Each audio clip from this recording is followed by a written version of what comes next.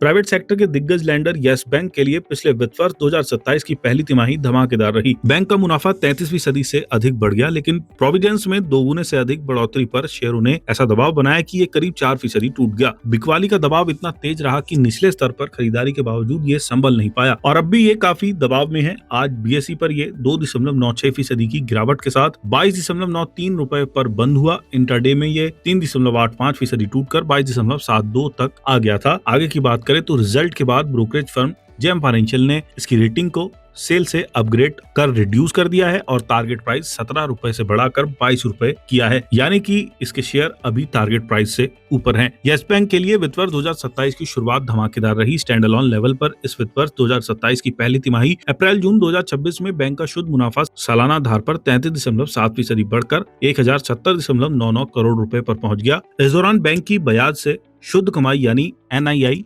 2371.47 करोड़ से 17.5% बढ़कर 2786.46 करोड़ पर पहुंच गया। इस दौरान बैंक का नेट इंटरेस्ट मार्जिन भी डिपॉजिट्स की कम लागत और पीएसएल शॉर्टफॉल डिपॉजिट्स में गिरावट के दम पर 2.5% से सुधरकर 2.7% पर पहुंच गया। बैंक का ऑपरेटिंग प्रॉफिट भी सालाना आधार पर 25.5% बढ़कर 1704, तो नॉन इंटरेस्ट इनकम 2.6% उछलकर 1798 करोड़ रुपए पर पहुंच गया। बैंक की एसेट क्वालिटी में भी सुधार हुआ है। तिमाही आधार पर बैंक का ग्रास एनपीए 1.6% से 1.3% पर आ गया, तो नेट एनपीए रेशियो भी 0.3% से 0.2% पर आ गया। हालांकि प्रोविजंस तिमाही आधार पर 187.55 करोड़ से 110.33 उछलकर 394.48 करोड़ पर पहुंच गया। यस बैंक के शेयर ने इस साल कुछ ही महीनों में निवेशकों को रॉकेट की स्पीड से रिटर्न दिया था। 30 मार्च 2026 को बीएसई पर ये 17.19 के भाव पर था, जो कि इसके शेयरों के लिए एक साल का रिकॉर्ड निचला स्तर है। इस निचले स्तर से 3 महीनों में